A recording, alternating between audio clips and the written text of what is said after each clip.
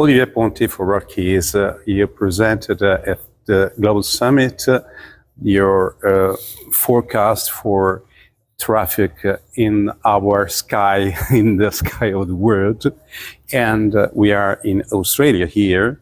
And this side of the world is going to grow up a lot.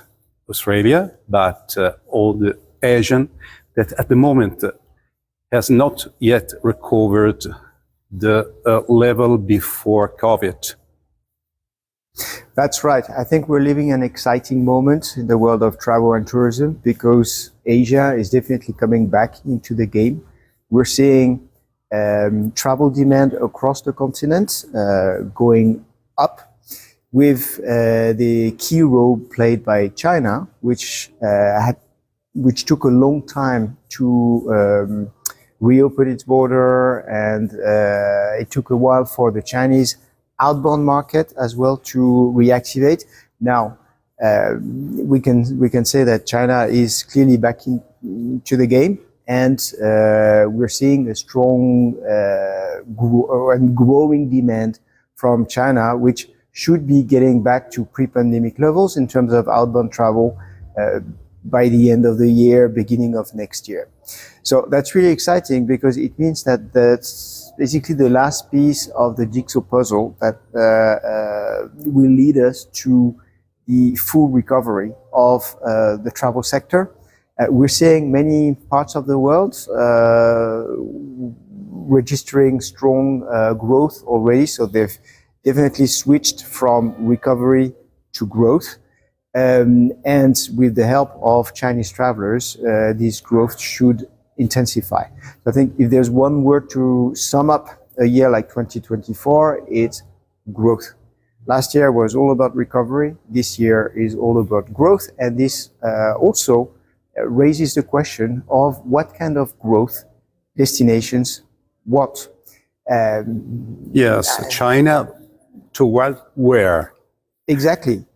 Who is going to benefit from this return of Chinese travelers? What we can see in the data based on all Chinese bookings made so far this year is that there is strong demand for regional destinations. So clearly Asian and Asia-Pacific destinations are going to reap the benefit from this reactivation of the Chinese market. They will feel it the first. They will be the first to feel it, but outside of Asia, this reactivation of the Chinese market is also very visible.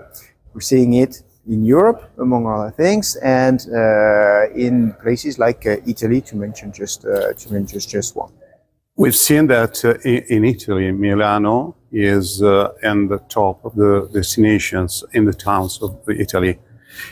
But Milano is in the magic moment in these years. But what about all the Italian airports? As we said during the meeting with press, that Italy is a strange country with a lot of airports.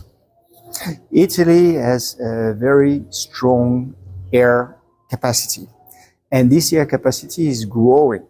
When looking at the last quarter of this year, it seems that airlines are scheduling more than 13% more air capacity, so more seats than last year. So it keeps growing. And as you were mentioning, the specificity of Italy is that there are a lot of airports all across the country, which will make it possible for travelers to enter via many different entry points. Which can be beneficial for the country because that means that there is a better distribution than in other countries in terms of tourist flows. Now, when I was saying now that we're returning to growth, there is a need for growth management. I think that's particularly relevant for a number of European cities and for a number of Italian cities which are experiencing issues related to unbalanced tourism. I think what those destinations need to be aware of is that data can help them make smarter decisions as to how to manage this growth. So basically trying to use data to identify the issues in high season, most specifically, so that they can understand how to tackle the problems and also who they want to attract during these high seasons. In the meantime, they should also try and work on the low seasons. It doesn't make sense to have a very, very strong seasonality for a destination, because it means that during the low season, you're underutilizing your tourism infrastructures.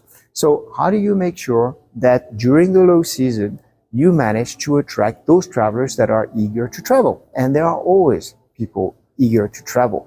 The challenge for destinations is to identify who exactly would be the right match for their destination at the moment when they need them the most. And this is where data has a key role to play. Thank you, Olivier. You're most welcome.